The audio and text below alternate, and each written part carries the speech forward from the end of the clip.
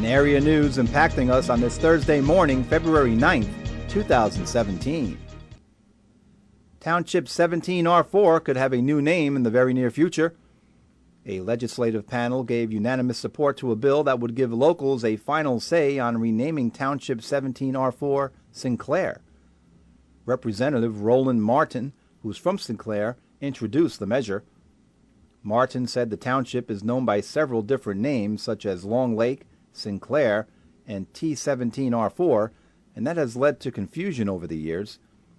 Aroostook County Commissioner Douglas Beaulieu said the essence of democracy is to enfranchise its citizens to have the opportunity to make decisions about the future.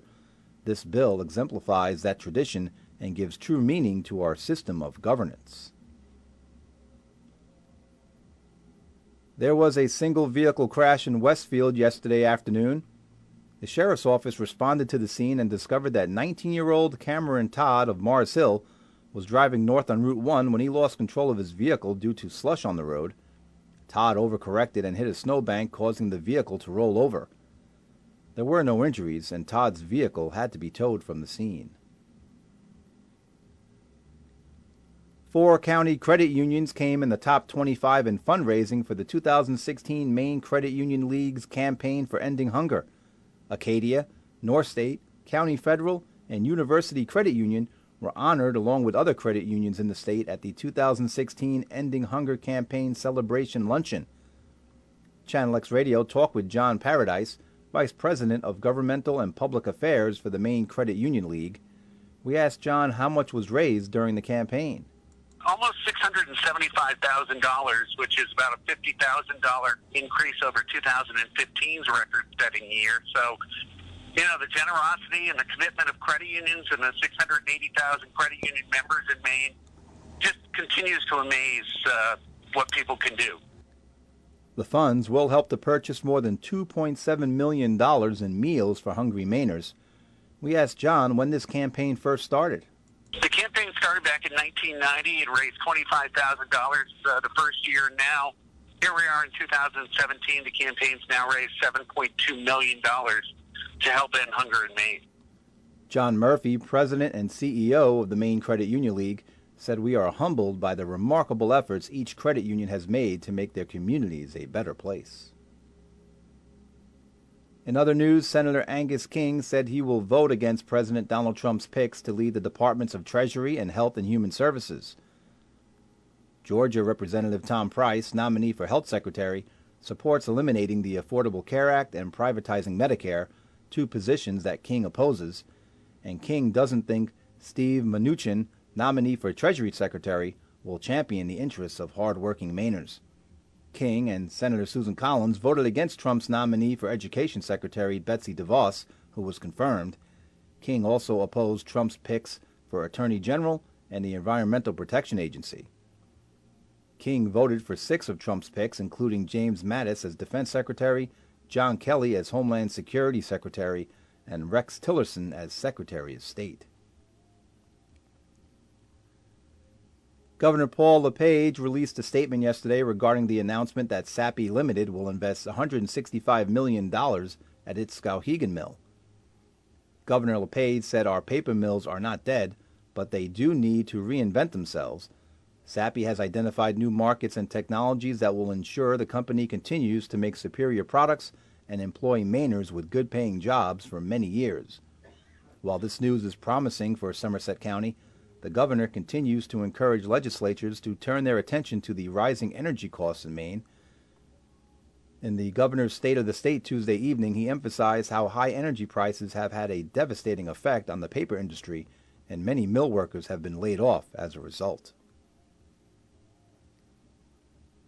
In the news again, Governor Paul LePage and lawmakers are discussing using $8 million in funds to expand medication-assisted treatment for about 700 Mainers. Maine Public reported that legislative leaders discussed a proposal with the Department of Health and Human Services yesterday. The plan comes as overdoses led to the deaths of more than 7 Mainers a week last year. LePage, in his State of the State address on Tuesday, said that he was pleased to be working with Senator Troy Jackson on such a proposal.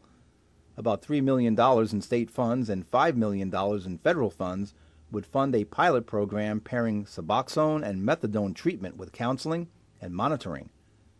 The idea is still in planning stages and could be considered by the Appropriations Committee next week. Maine lawmakers are considering a bill that would make it easier for older residents to hunt deer. A group of lawmakers is proposing an act that would allow people 70 and older to shoot antlerless deer. The new rule would afford the hunter a permit to hunt the deer and allow them to do so during the state's fall open hunting season. Maine uses antlerless deer hunting permits to try to keep the deer population stable. The proposal came up for a hearing on Tuesday and could come before the State Committee on Inland Fisheries and Wildlife today. Bill's supporter, Representative Russell Black, says the measure is a way of honoring our longtime hunters. The hunter would still need to have a valid hunting license.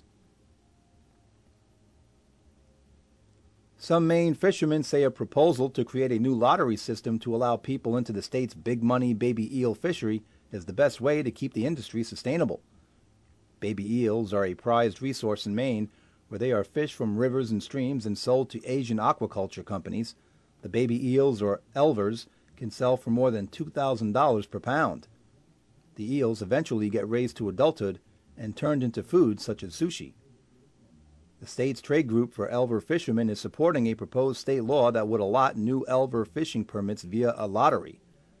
The group's president says members of the fishery are aging and the lottery system will let new people in. A Mainer has made it to the finale of the History Channel show Alone. Zachary Fowler of Appleton is one of 3 finalists in the running to win $500,000. The winner will be announced on tonight's show. The reality show plops contestants in the wild carrying only what they can fit in a small backpack. In this case, Fowler and the others were in Patagonia, where hazards included pumas and wild boars.